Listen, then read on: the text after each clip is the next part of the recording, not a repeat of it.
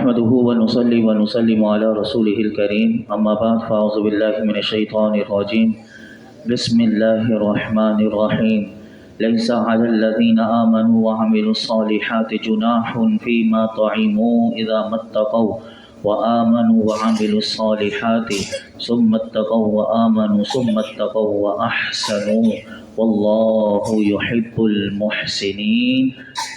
جو ایمان لائے اور انہوں نے نیک عمل کیے ان پر کھانے میں کوئی گناہ نہیں، جبکہ ڈریں اور ایمان رکھیں اور اچھے عمل کریں، پھر ڈریں اور ایمان رکھیں، پھر ڈریں اور نیکیاں کریں، اللہ نیکی کرنے والوں سے محبت فرماتا ہے۔ یہ آیت مبارکہ ان صحابہ کرام رضی اللہ عنہم اجمعین کے حق میں نازل ہوئی کہ جو شراب حرام کیے جانے سے پہلے وفات پا چکے تھے، اور چونکہ شراب حرام نہ تھی تو وہ پی لیا کرتے تھے۔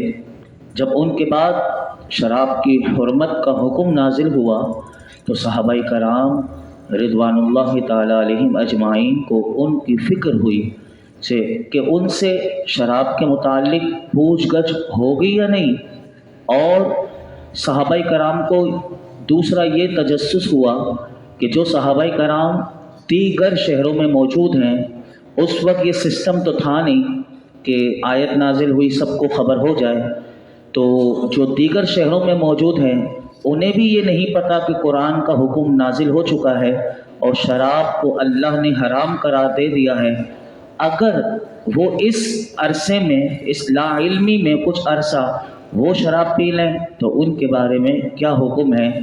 ان دونوں حضرات کے بارے میں اللہ رب العالمین نے یہ آیت مبارکہ نازل کی اور بتایا کہ حرمت کا حکم نازل ہونے سے پہلے جن نیک ایمانداروں نے اگر کچھ کھایا پیا وہ گناہ گار نہیں۔ یعنی صحابہ کو اللہ نے کیسا پاک کر دیا کہ انہیں پتہ ہی نہیں تھا، شراب کا حکم تو بعد میں نازل ہوا، اگر انہوں نے پی لیا اللہ نے انہیں معاف کر دیا، وہ گناہ گار نہیں۔ یعنی قیامت تک ان صحابہ کے بارے میں زبان بند کروا دی کہ کوئی ان کے بارے میں کچھ نہیں کہہ سکتا۔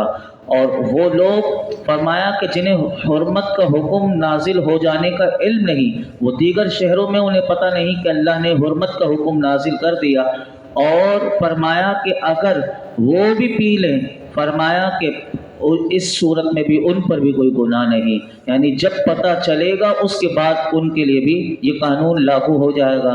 اور اسی آیت مبارکہ میں 3 دفعہ یہ لفظ آیا اتقوا، اتقوا 3 مرتبہ آیا، جس کے معنی ڈرنے اور پرہیز کرنے کے ہیں۔ پہلے سے مراد علماء فرماتے ہیں شرک کرنے سے بچنا، دوسرا اتقوا سے مراد تمام حرام اور گناہوں کے کاموں سے بچنا، اور تیسرے سے مراد شبہات کو بھی چھوڑ دینا یہ مراد ہے۔ تو یہ تینوں چیزیں بندہ جو چھوڑ دے تو گویا کہ وہ نیکی کرے گا، اور اللہ نیکی کرنے والوں سے محبت فرماتا ہے۔ آگے ارشاد فرمایا یا ایھا الذین آمنوا لیبلونکم اللہ بشیء من الصید تنالہ ایدیکم ورماحکم لیعلم اللہ من یخافہ بالغیب فمن اعتدی بعد ذلک فلہ عذاب علیم۔ اے ایمان والو، ضرور اللہ ان شکاروں کے ذریعے جن تک تمہارے ہاتھ اور نیزے پہنچ سکیں گے تمہارا امتحان کرے گا، تاکہ اللہ ان لوگوں کی پہچان کرا دے جو اس سے بن دیکھے ڈرتے ہیں، پھر اس ممانعت کے بعد جو حد سے بڑھے تو اس کے لیے دردناک عذاب ہے۔ یہ آیت مبارکہ ان صحابہ کے بارے میں نازل ہوئی کہ جب 6 ہجری میں حدیبیہ کا واقعہ پیش آیا، اس سال مسلمان حالت احرام میں تھے۔ یہ ہمارا 3 جمعے جو موضوع چلا آزمائش کی حکمتیں، اس میں بیان کر چکا تھا، لیکن اسی آیت کے ضمن میں دوبارہ آیا تو میں آپ کے سامنے رکھ دیتا ہوں۔ کئی ایسے ہوں گے جو جمعے کی نماز میں نہ ہو تو وہ بھی سن لیں۔ فرمایا کہ ان کی صحابہ کی اللہ نے آزمائش کی۔ کس طرح آزمائش کی؟ فرمایا جو صحابہ میں سے شکار کیے جانے والے جانور تھے، پرندے، اللہ نے بڑی کثرت سے بھیجے۔ یہ آزمائش تھی صحابہ کرام کی۔ فرمایا کہ وہ ان کی سواریوں پر چھا گئے، اتنی کثرت تھی کہ صحابہ کرام رضواناللہ تعالیٰ علیہم اجمعین کے لیے انہیں ہتھیار سے شکار کر لینا بلکہ ہاتھ سے پکڑ لینا بھی بالکل اختیار میں تھا۔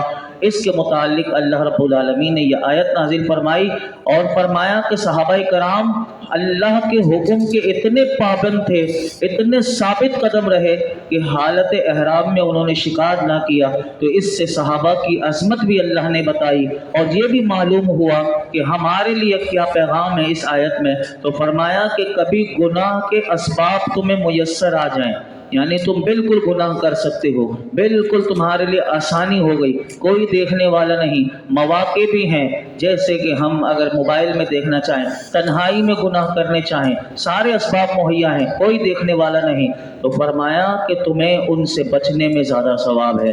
فرمایا جیسے نوجوان جو بالکل جس کی ابھرتی بھی نوجوانی ہو، اگر وہ تقوی کو اختیار کر لے، وہ پرہیزگاری کو اپنا لے اور پارسائی کو لے لے، تو فرمایا بنسبت جو بوڑھا ہو چکا، جس کی داڑھی سفید ہو گئی، اس سے زیادہ اللہ ثواب اس نوجوان کو عطا فرماتا ہے۔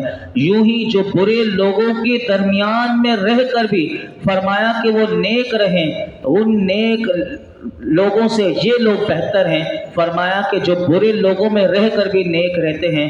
اسی طرح حضرت سیدنا یوسف علیہ السلام اور حضرت زلیخا کا واقعہ بھی آگے آئے گا، آپ سنیں گے کہ کس طرح اللہ رب العالمین نے فرمایا۔ اس واقعے سے کبھی دلیل ملتی ہے، لیکن علماء نے کہا یہاں پر ایک بات ہمیں یاد رکھنی چاہیے، وہ یہ کہ برے دوستوں کی صحبت میں رہ کر گناہ کی جگہ جا کر بندہ یہ سوچے میں تو نیک رہوں گا تاکہ میں بڑا متقی بن جاؤں، تو فرمایا کہ حتی الامکان ایسی صحبتوں سے ہی بچنا چاہیے، کیونکہ ایسا نہ ہو کہ وہ زیادہ متقی بننے کے چکر میں وہ اصل سے بھی چلا جائے، کہیں ایسا نہ ہو کہ برے لوگوں کی صحبت کا رنگ اس پر آ جائے، تو ان چیزوں سے بچنا ہی چاہیے۔ آگے اللہ رب العالمین نے ارشاد فرمایا یا ایھا الذین آمنوا لا تقتلوا الصید وانتم حرم ومن قتله منکم متعمدا فجزاء مثل ما قتل من النعم يحكم به ذوى عدل منکم هدیا بالغ الکعبۃ او کفارۃ طعام مساکین او عدل ذلک صیاما لیذوق وبال امری عفا اللہ عما سلف ومن عاد فینتقم اللہ منہ واللہ عزیز ذو انتقام۔ اے ایمان والو، حالت احرام میں شکار کو قتل نہ کرو۔ اب دیکھیے پہلے بتایا صحابہ کے بارے میں، اب قیامت تک جو آئیں گے ان کے لیے اللہ نے شرعی احکام بتا دیے شکار کے بارے میں۔ فرمایا اے ایمان والو، حالت احرام میں شکار کو قتل نہ کرو، اور تم میں سے جو اسے قصداً قتل کرے تو اس کا بدلہ یہ ہے کہ مویشیوں میں سے اسی طرح کا وہ جانور دے دے کہ جس کے شکار کی مثل ہونے کا تم میں سے 2 معتبر آدمی فیصلہ کرے، یہ کعبے کو پہنچتی ہوئی قربانی ہو، یا چند مسکینوں کا کھانا کفارے میں دے، یا اس کے برابر روزے رکھے، اس کے برابر روزے، تاکہ وہ اپنے کام کا وبال چکھے۔ اللہ نے پہلے جو کچھ گزرا اسے معاف فرما دیا، اور جو دوبارہ کرے گا تو اللہ اس سے انتقام لے گا، اور اللہ غالب ہے، بدلہ لینے والا ہے۔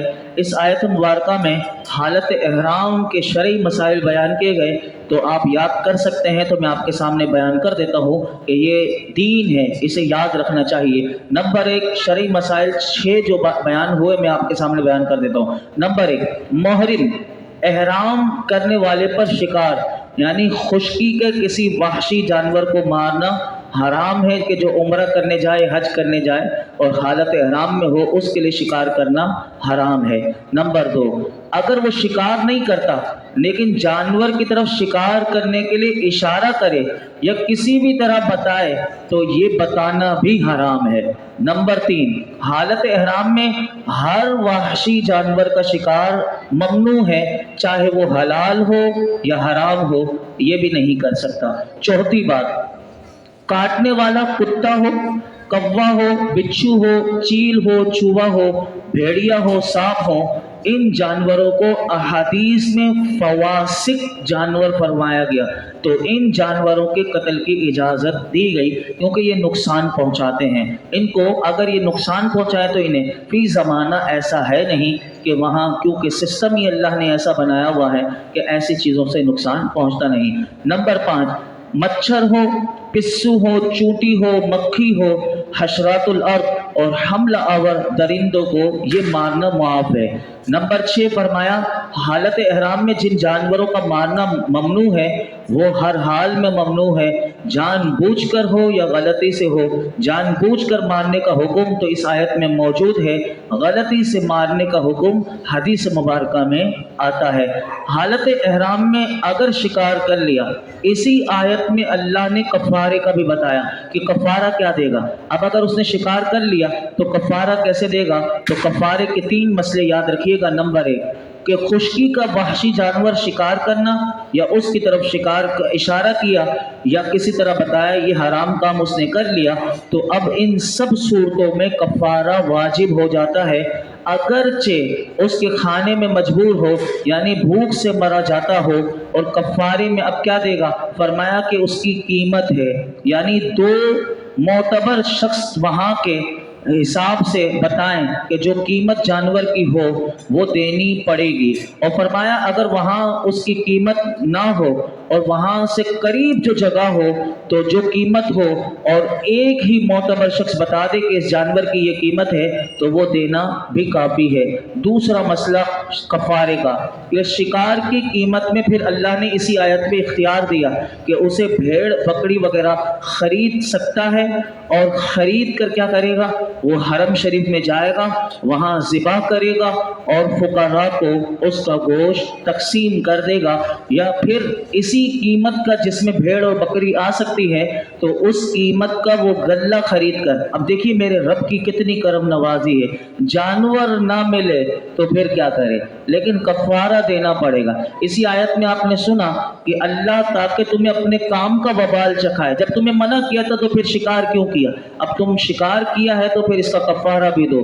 تو فرمایا دیکھیے پھر بھی کرم بالائے کرم، یہ رب کی رحمتیں ہیں۔ یہ قرآن سے ہمیں پتہ چلتا ہے کہ ہمارا رب ہمارے لیے کتنی آسانی کرتا ہے۔ فرمایا کہ اگر پھر اسی قیمت کا تم غلہ خرید کر مساکین پر تصدق کرو، یعنی اسے صدقہ کر دو، اگر یہ بھی فرمایا کہ یہ بھی تمہارے لیے مشکل ہو تو پھر اور آسانی کی، فرمایا اتنی مقدار دے کہ ہر مسکین کو صدقہ فطر پہنچ جائے۔ جن مساکین کو وہ صدقہ کرے گا تو اتنا دے کہ جتنی صدقہ فطر کی رقم ہوتی ہے اتنا ہر مسکین کو پہنچ جائے۔ اور فرمایا یہ بھی ہو سکتا ہے کہ اس قیمت کے غلے میں جتنے صدقے ہو سکتے ہیں، یعنی جو قیمت ہے، اب وہ قیمت سے پتہ چل سکتا ہے کہ اتنے صدقہ فطر بن سکتے ہیں، تو فرمایا کہ اتنی رقم کے جتنے صدقہ فطر بن سکتے ہیں اتنے روزے رکھ لے، یعنی مثال کے طور پر 10 بن سکتے ہیں اتنی قیمت کے تو 10 روزے رکھ لے۔ فرمایا کہ اگر، اور دیکھیے کتنا آسان کر رہا ہے ہمارا دین، کتنا آسان بتا رہا ہے، فرمایا کہ ہر صدقے کے بدلے ایک روزہ رکھے، اور اگر کچھ غلہ بچ جائے، اب جیسے صدقہ فطر کی رقم دینے کے بعد بھی کچھ رقم بچ رہی ہے تو پورا صدقہ نہیں، اب فرمایا کہ اختیار ہے کہ وہ کسی مسکین کو دے دے یا اس کے عوض ایک روزہ رکھے۔ اگر پوری قیمت ایک صدقے کے لائق بھی نہیں تو فرمایا اختیار ہے کہ اتنے کا ہی غلہ خرید کر کسی مسکین کو دے دے یا پھر اس کے بدلے ایک روزہ رکھ لے۔ کتنا آسان کر کے بتا دیا۔ اور تیسرا مسئلہ یاد رکھیے گا کہ کفارے کا جو جانور ہے وہ حرم شریف میں ہی ذبح کرنا پڑے گا۔ اگر کسی نے حرم شریف سے باہر، یعنی خانہ کعبہ کا جو حرم کی حدود ہے اس سے باہر جا کر اگر اس نے ذبح کر دیا تو فرمایا کہ اس کا کفارہ ہی ادا نہ ہوگا، پھر دوبارہ اسے کفارہ ادا کرنا پڑے گا۔ جیسے کہ ہم نے قسم کے کفارے میں بھی سنا تھا، قسم توڑی نہیں کفارہ دے دیا تو کفارہ ہوا ہی نہیں، قسم توڑے پھر کفارہ دے تو اس کا ادا ہوگا۔ اسی طرح اگر کفارہ میں سے خود کھا لیا تو پھر اس صورت میں تاوان بھی دینا پڑے گا۔ تو یہ بھی یہاں پر مسئلے بیان ہوئے۔ آگے اللہ رب العالمین نے ارشاد فرمایا احل لکم صید البحر وطعامہ متاعا لکم وللسیارہ وحرم علیکم صید البر ما دمتم حرما واتقوا اللہ الذی الیہ تحشرون۔ تمہارے اب دیکھیے اور کرم نوازی رب کی، دیکھیے کہ وہ خشکی کے جانور حرام تھا اس کا شکار، لیکن میرے رب کریم کی نعمت دیکھیے کہ اگر بندہ سمندر میں جیسے پہلے سفر ہوا کرتے تھے، یہ ہوائی جہاز تو بعد میں بنا، یہ قرآن 1500 سال پہلے، ہوائی جہاز آج کی ایجاد ہے، لیکن یہ اس درمیان میں جو سمندر سے سفر کرتے تھے وہ کیا کھائیں گے؟ اور میرے رب کی کرم نوازی دیکھیے، فرمایا تمہارے اور مسافروں کے فائدے کے لیے تمہارے لیے سمندر کا شکار اور اس کا کھانا حلال کر دیا گیا، اور جب تک تم احرام کی حالت میں ہو تب تک تم پر خشکی کا شکار حرام کر دیا گیا، اور اللہ سے ڈرو جس کی طرف تمہیں اٹھایا جائے گا۔ اس آیت میں یہ مسئلہ بیان کیا گیا کہ محرم کے لیے دریا کا شکار اللہ نے حلال کر دیا، کہ یعنی اب حالت احرام میں ہے اور وہ حج کرنے عمرہ کرنے جا رہا ہے، تو اگر وہ کھائے گا کیا؟ تو سمندر کی جو چیز ہو، تو فرمایا کہ جس کی پیدائش دریا میں ہو تو اس کا شکار اللہ نے حلال کر دیا، وہ کھا سکتے ہو۔ خشکی کا وہ جانور کہ جس کی پیدائش ہی خشکی پر ہوتی ہے، اس کا شکار حرام کر دیا گیا۔ تو یہاں پر علماء نے ایک اور بات لکھی، وہ بھی یاد رکھیے گا، فرمایا کہ وہ شکار حرام ہے محرم کا کیا ہوا اور حرم کا۔ حرم شریف میں رہنے والے شکار کیے جانے والے جانور کو نہ وہ آدمی شکار کر سکتا ہے جو حالت احرام میں ہو، اور نہ بغیر احرام والا۔ اس سے یہ پتہ چلتا ہے کہ حرم شریف کے جانوروں کو اللہ نے امان دے دی کہ جو بغیر احرام کے ہیں وہ بھی اسے شکار نہیں کر سکتے۔ تو یہ میرے رب کے حرم کی شان ہے کہ وہاں کے جانوروں کو بھی امان ملی ہوئی ہے، تو جو وہاں حج اور عمرہ کرنے جاتے ہیں تو کیسے وہ گناہوں سے وہ امان میں آ جاتے ہیں۔ تو یہ میرے رب کی ہے۔ اور یہاں پر یہ بھی علماء نے لکھا کہ احرام کے شکار کی حرمت کا ذکر ہے، جو احرام ختم ہونے پر ختم ہو جاتی ہے، لیکن یہاں پر یہ بات یاد رکھنی چاہیے کہ حرم کا شکار ہمیشہ ہر شخص کے لیے حرام ہے، خواہ وہ شخص حرم میں ہی رہتا ہو اور فرمایا احرام سے فارغ ہو چکا ہو، بلکہ حرم کے شکار کو اس کی جگہ سے اٹھانا بھی ممنوع ہے، یعنی وہاں سے اٹھا کر بھی کوئی نہیں لے جا سکتا، یہ بھی اللہ نے منع کر دیا۔ آخری دو آیتیں بیان کر کے میں اپنی گفتگو کو مکمل کرتا ہوں۔ فرمایا جعل اللہ الکعبۃ البیت الحرام قیاما للناس والشہر الحرام والہدی والقلائد ذلك لتعلموا ان اللہ یعلم ما فی السماوات وما فی الارض وان اللہ بكل شيء علیم اعلموا ان اللہ شدید العقاب وان اللہ غفور رحیم ما علی الرسول الا البلاغ واللہ یعلم ما تبدون وما تکتمون۔ اللہ نے ادب والے گھر کعبے کو اور حرمت والے مہینے کو اور حرم کی طرف لے جانے والی قربانی کو اور ان جانوروں کو کہ جن کے گلے میں حج کی قربانی ہونے کی نشانی لٹکائی بھی ہے، ان سب کو لوگوں کے قیام کا ذریعہ بنا دیا۔ یہ اس لیے ہے تاکہ تم یقین کر لو کہ اللہ جانتا ہے جو کچھ آسمانوں میں ہے، جو کچھ زمین میں ہے، اور یقین کر لو اللہ سب کو جانتا ہے۔ کیا میرے رب کا قرآن کا انداز ہے۔ یہاں پر فرمایا کہ اللہ نے خانہ کعبہ کو لوگوں کے قیام کے لیے قیام کا باعث بنایا، اور فرمایا وہاں دینی اور دنیاوی امور کا قیام ہوتا ہے۔ خوف زدہ اگر کوئی ہو تو فرمایا وہاں جا کر پناہ لیتا ہے، ضعیفوں کو وہاں امان ملتا ہے، تاجر جائے تو اسے نفع ملتا ہے، حج اور عمرہ کرنے والے وہاں حاضر ہو کر مناسک حج ادا کرتے ہیں۔ تو فرمایا لوگوں یہ اللہ کی بہت بڑی نعمت ہے۔ یوں ہی فرمایا کہ ذی الحجہ میں جس میں حج کیا جاتا ہے اور ہدی کے جانور جو ہوتے ہیں ان سب کے ساتھ بھی دینی دنیاوی امور وابستہ ہیں۔ کیا وابستہ ہیں؟ فرمایا کہ ان کے جو گوشت بھی ہے نا وہ اللہ نے غریبوں کے لیے اور امیروں کے لیے گزارے کے لیے کر دیا، کیونکہ جو قربانی کی جاتی ہے حج میں وہ گوشت غریبوں کو بھی دیا جاتا ہے اور امیر بھی کھا سکتا ہے۔ فرمایا اس سے ایک رکن اسلامی بھی ادا ہوتا ہے۔ اعلموا ان اللہ شدید العقاب وان اللہ غفور رحیم۔ پھر کیا کہا؟ جان رکھو اے لوگو اللہ سخت عذاب دینے والا بھی ہے، اللہ بخشنے والا مہربان بھی ہے۔ اس آیت میں علماء نے فرمایا کہ یہاں بتایا گیا کہ رب کریم سخت عذاب دینے والا بھی ہے اور بخشنے والا مہربان بھی ہے، تو حرم کا بھی اور احرام کی حرمت کا لحاظ رکھو۔ لہٰذا اللہ نے اپنی رحمتوں کا ذکر کرنے کے بعد پھر اپنی صفت شدید العقاب کو ذکر فرمایا، تاکہ خوف بھی رہے، امید سے تمہارا ایمان کی تمہاری تکمیل بھی ہو، اور اس کے بعد فوراً کہہ دیا وہ غفور الرحیم بھی ہے، جہاں وہ پکڑ کرنے والا بھی ہے۔ جب تم حرم کی حرمت کا لحاظ نہیں رکھو گے، جب تم احرام کی حرمت کا لحاظ نہیں رکھو گے، تو وہ چاہے تو تمہیں وہاں پہ بھی پکڑ لے گا، اور چاہے تم نے اگر اس کا احترام کیا تو پھر وہ رب کریم غفور رحیم ہے۔ تم ادب والے ہوگے تو تم پر اس کی مہربانیاں کرم نوازیاں اور ہوتی رہیں گی، اور کیسے ہوگی؟ وہ وسیع رحمت والا ہے، تمہیں رحمتیں عطا کرے گا۔ اور آخری آیت میں فرمایا ما علی الرسول الا البلاغ واللہ یعلم ما تبدون وما تکتمون، رسول پر صرف تبلیغ لازم ہے، اور اللہ جانتا ہے جو تم ظاہر کرتے ہو اور جو تم چھپاتے ہو، سب کو پیغام دے دیا۔ فرمایا میرے حبیب پر صرف تبلیغ لازم ہے، تو جب میرے حبیب حکم تمہیں پہنچا کر فارغ ہو گئے تو تمہارے اوپر اطاعت کرنا لازم ہو گئی، حجت قائم ہو گئی۔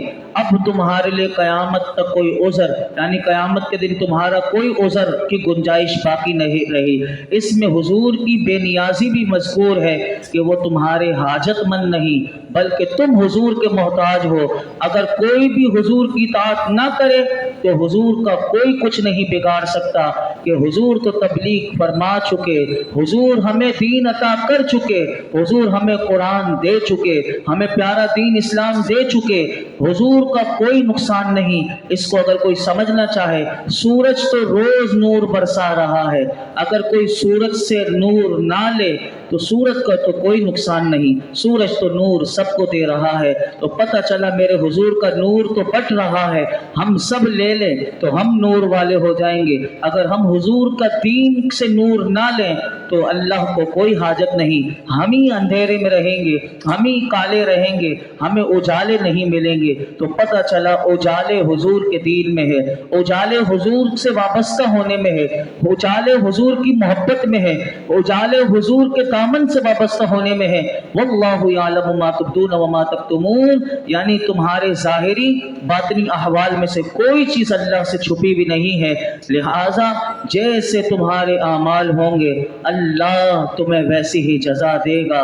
تو کل قیامت کے دن کوئی یہ نہ کہہ سکے کہ مجھے ایسی جزا نہ ملی جیسے میں نے کیا تھا، تو بتا دیا وہ سب جانتا ہے تم کیسے ہو، تو تم خود غور کر لو۔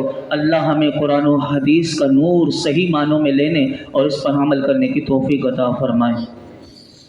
الحمدللہ رب العالمین والصلاة والسلام علی سید الانبیاء والمرسلین وعلی آلہ واصحابہ اجمعین۔ اللہم انت السلام ومنک السلام تبارکت یا ذا الجلال والاکرام۔ اے اللہ اس درس قرآن کو اپنی بارگاہ میں قبول مقبول فرما، جو کچھ سنایا اس میں کوئی غلطی کوتاہی ہو معاف فرما، اپنی بارگاہ میں شرف قبولیت عطا فرما۔ یا اللہ ہمیں تیرے محبوب کا سچا متبع بنا دے، یا اللہ حضور کی کامل اتباع اور اطاعت کی توفیق عطا فرما۔ یا اللہ نور قرآن نصیب فرما، عبادتوں کی روح عطا فرما، حضور کا عشق ہمارے رگ رگ میں سما جائے ایسا عشق دے دے، حضور کا سچا غلام بنا دے، حضور کی سچی محبت دے دے۔ اے اللہ حضور کی محبت میں ہمیں فنا کر دے۔ حضور کے جتنے عاشق مولا کریم صحابہ سے لے کر آج تک مولا کریم آئے اور چلے گئے، مولا کریم جو ہیں اس دنیا میں، ان سب کا واسطہ ہمیں حضور کا سچا عاشق بنا دے، حضور کا سچا غلام بنا دے۔ اللہ تو ہم سے راضی ہو جا، ہماری مغفرت فرما دے، ہمارے والدین کی مغفرت فرما، میرے آقا کی تمام امت کی مغفرت فرما۔ اس درس قرآن میں یہ جتنے حاضرین موجود ہیں ان سب کی خالی جھولیوں کو بھر دے، جس کی جو مراد ہو پوری فرما دے، بیماروں کو شفا دے دے، رزق کی تنگی والوں کو رزق کشادہ دے دے، ہم سب کے رزق کے دسترخوان کو وسیع کر ہمیں ہر قسم کی محتاجیوں سے، بلاؤں سے، بیماریوں سے اور مولا کریم تیری نافرمانی سے، گناہ سے ہمیں محفوظ فرما۔ وصلی اللہ تعالی علی خیر خلق محمد وعلی آلہ وصحبہ اجمعین۔